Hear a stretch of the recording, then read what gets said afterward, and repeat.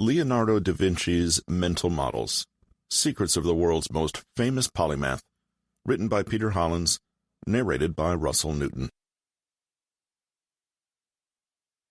Chapter 1. From Apprentice to Master.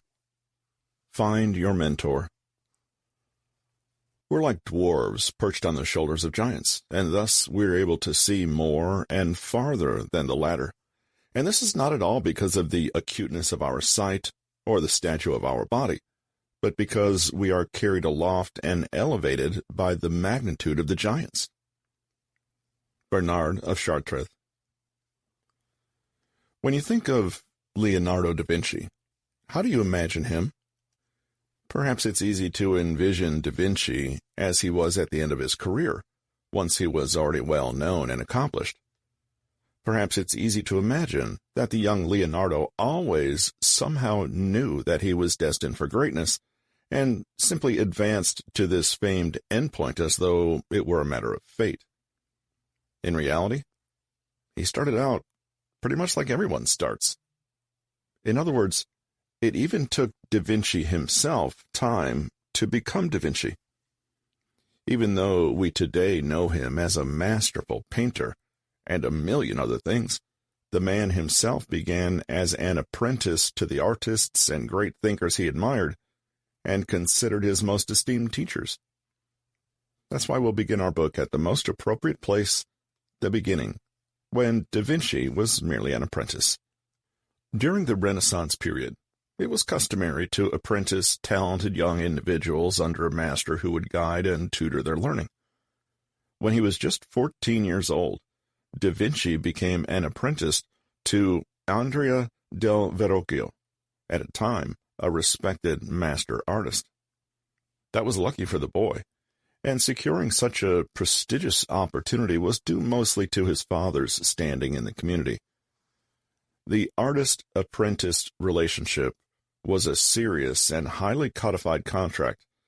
Typically, it required extreme diligence and honesty from the apprentice, and involved mundane tasks like grinding paint pigments, priming paint panels, and preparing the studio. The master was deferred to in all things and trusted to tailor his teaching to his pupil's aptitude and temperament, advancing his study as and when he saw fit. As da Vinci honed his skills, he would have gradually taken on more complex responsibilities, learning at Verrocchio's feet and potentially assisting him with paintings. Over the 6 years of his apprenticeship, da Vinci's skills grew, and he evolved into a paid collaborator for Verrocchio. During the Renaissance, it was common for assistants to help with commissions, with specific stipulations in the contract designating the apprentices' and masters' responsibilities. This was artistic and moral training, but it also was an inculcation into the highly rarefied industry. Initially, the young apprentice would have received nothing but room and board for his tireless work, but eventually, by around 1473, da Vinci was likely paid to help Verrocchio create the background of paintings. In 1472, da Vinci presented his masterpiece, the Annunciation, to the Florence Painters Guild. The term masterpiece originated in the Middle Ages, when apprentices had to submit exemplary work for approval by their guild. The concept reflects the early roots of the modern concept of a thesis submitted for a master's degree at a university. Successful submission. Chapter 2. The Mind of the Polymath. The heart of all learning. I would rather have questions that can't be answered than answers that can't be questioned. Richard P. Feynman. Hopefully, you are now on your way to securing a mentor or teacher for yourself, have started to read, and gradually built up your own library of books and notes, and have started paying attention to the environment around you. As you consider your own goals, you may have come up against a pretty fundamental question. Why do any of this? Why learn ballet or ancient Japanese calligraphy or maritime history of New England in the first place? In the last chapter, we took steps to build a foundation onto which we can begin to build a learning life. Now the question arises, how will we build on that foundation? In this chapter, we'll be considering the most fundamental traits required of a lifelong learner. And they're not tools, but rather attitudes. As you'll soon see, Da Vinci and others like him were intelligent, but they were also masters at cultivating the mindset required to genuinely discover or create something new in their worlds. It may just be the mindset that makes the real difference and not the intelligence. What exactly is the mindset required?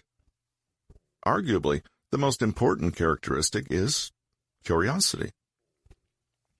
Da Vinci demonstrated an insatiable intellectual appetite that spanned diverse disciplines, including architecture, anatomy, aeronautics, and robotics. Despite his wide-ranging talents, Da Vinci also found success in theatrical production, notably designing lavish festivals in Florence and Milan. Unashamed of his curiosity and operating in a childlike fantasy world, he prioritized safety, appreciation, and the freedom to explore over financial gain, creating not for others but to satisfy his intellectual hunger. Unbound by formal education, he relied on acute visual thinking, seamlessly integrating groundbreaking scientific studies into his artwork, and vice versa, contributing to his exceptional versatility. Compared to the business moguls and tech billionaires who pass for genius in our modern era, Da Vinci was called to something higher than financial gain or market domination. He learned because he genuinely, sincerely wanted to know. His curiosity was underpinned by a keen power of observation, sparking profound explorations that evolved into marvelous creativity. Flamboyant, authentic, and unabashedly alternative, he embraced his uniqueness, exhibiting a secure and self-assured demeanor. His self-reflective nature led to copious journal writings, capturing thoughts, frustrations, and ongoing projects. These notes fueled his self-discovery and self-development, providing insights into his creative process and leaving behind a rich legacy for future generations to study and admire. His life's work was colorful, rich, and lively, and it all started with curiosity. Why were birds' wings shaped the way they were? Could it be possible for water to flow uphill? What is truth? What is beauty? Chapter 3, A Map of the Intellect. Be a T-shaped human. The height of the pinnacle is determined by the breadth of the base. Ralph Waldo Emerson. Leonardo da Vinci is often referred to as a T-shaped individual due to his wide range of talents and expertise. Beyond being a masterful painter, he delved into engineering, music, geology, astronomy, and literature, showcasing a breadth and depth of knowledge that epitomizes the concept of a polymath. While the term polymath accurately describes Da Vinci's multifaceted abilities, in the modern world, we might also describe him as a versatilist. A versatilist is not dissimilar to a polymath, although the subtle difference is that the versatilist is one who is masterful at adapting themselves to new areas of inquiry. Their core skill is, essentially, to transfer their skills to whatever new challenge they find themselves in. This adaptability is crucial in a rapidly changing world, making versatilists highly sought after by organizations grappling with change management. Today, there is more and more interest in these meta skills, and the value of apex imaginators, thought leaders, and trend breakers is becoming apparent as resources become scarce and global complexity skyrockets. Enter the concept of the T-shaped person. This is someone whose skill and knowledge sets have a highly developed niche skill, but also a broad and comparatively shallow knowledge base from which this deeper skill set emerges. In the letter T, the vertical bar represents depth in a particular field, and the horizontal bar symbolizes the ability to draw insights widely from interdisciplinary areas. It's a particularly effective blend of breadth versus depth. In today's professional landscape, we are now told that individuals with a T-shaped skill set, combining specialization and versatility, are highly valued for their capacity to contribute effectively across diverse domains and problem-solving scenarios. The two opposing tendencies complement and mitigate one another. The breadth understanding helps anchor and contextualize the depth understanding, while the depth understanding centers and gives meaning to the breadth. Thus, a T-shaped person will never be a superficial generalist, but they'll also avoid becoming mired in obscurity, learning ever more about a teeny-tiny niche that they nevertheless fail to connect to anything else. An I-shaped person is the one who possesses depth knowledge, which is not a bad thing, and a natural place for many of us to start. You may leave college or other specialist training as an I-shaped person because your sole focus has been on deeply understanding a small area of knowledge and developing a skill set far beyond the level required of a layperson. On the other hand, a dash-shaped person lacks any of this specialist knowledge, knowing a little about a lot of different things and applying themselves happily to most areas, although only ever as an amateur. This is also not a bad place to start, especially if you're entering a field as a new hobbyist or simply for interest. While the I-shape. Chapter 4. Get Organized. Da Vincian Note-Taking. Great things are done by a series of small things brought together. Vincent van Gogh. It's arguable that mankind invented language to serve as a kind of external brain. By putting your ideas out there in the world and recording them in pen and ink, we were able to relieve the burden on our memories, gain a little psychological distance from our ideas, and communicate our concepts far more widely than any oral society ever could. Writing was not evidence of our learning, it was how we learned. Writing and reading are tools for expanding the capacities of the mind, but what this means is that if you want to learn something, you'll probably end up generating enormous amounts of notes, papers, books, and other miscellany. To keep your growing second brain in good enough order that it serves you well, you'll need to be organized. Visit any exhibition of Da Vinci's work, and you might be struck by just how beautiful and meticulous his notes were. The man was a doodler, and could positively fill a page with diagrams, illustrations, and text, written both backward and forward. Any note-taking method is a good one if it works for your goals, but you could try experimenting with an approach inspired by Da Vinci to create notes that are more visually rich and interesting, and which are most conducive to creativity and those all-important connections already discussed.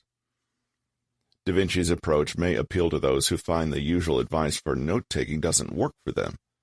You don't need any fancy apps or tools. You don't need to spend any money at all. A simple notebook and writing implement are enough.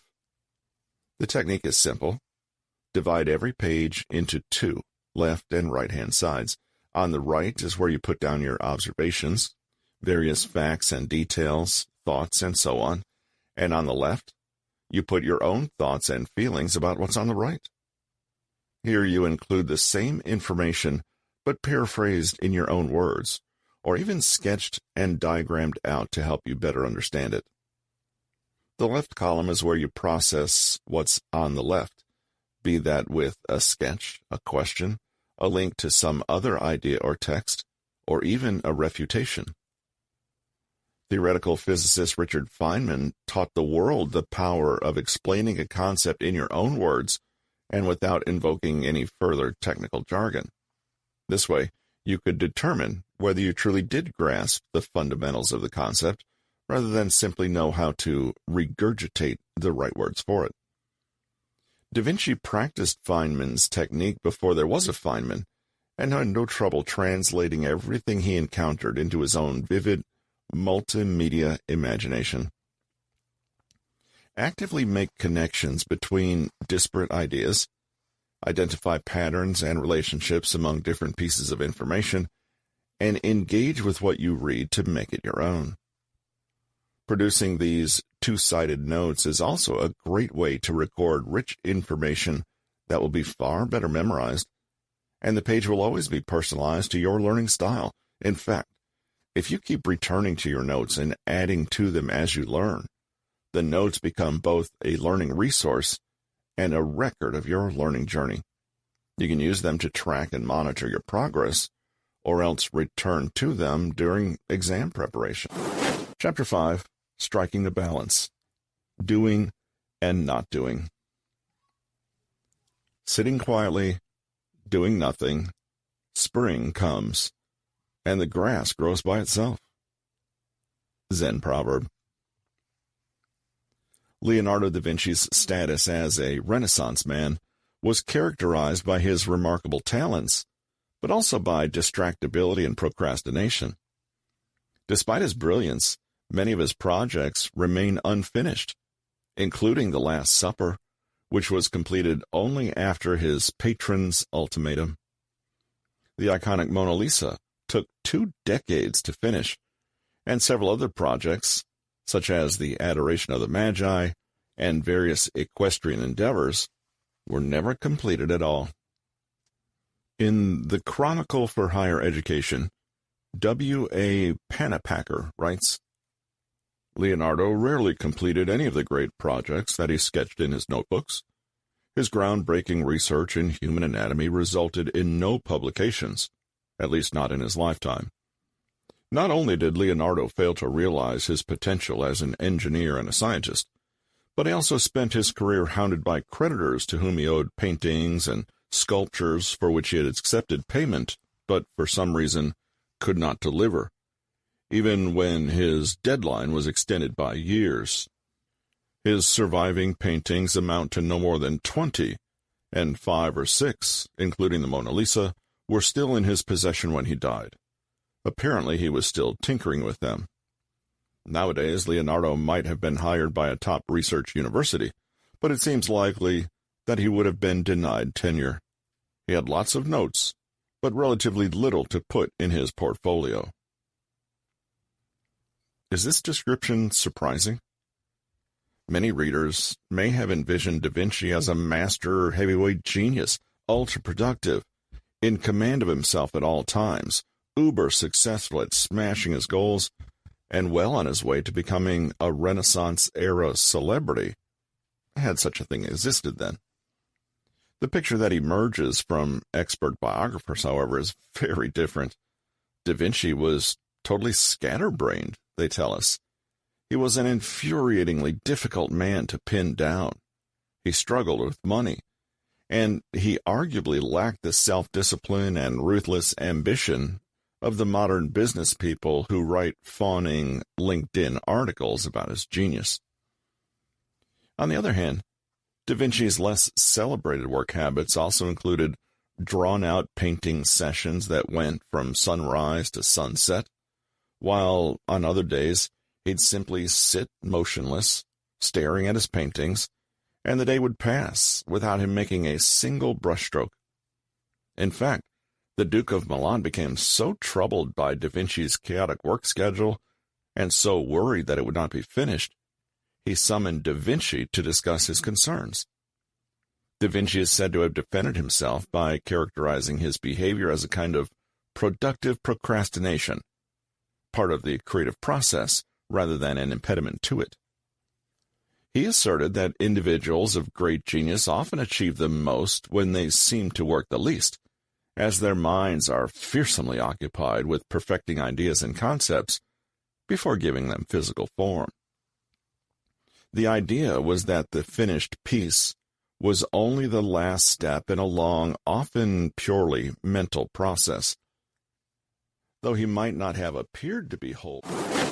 This has been Leonardo da Vinci's Mental Models, Secrets of the World's Most Famous Polymath, written by Peter Hollins, narrated by Russell Newton. Copyright 2024 by Peter Hollins. Production copyright by Peter Hollins.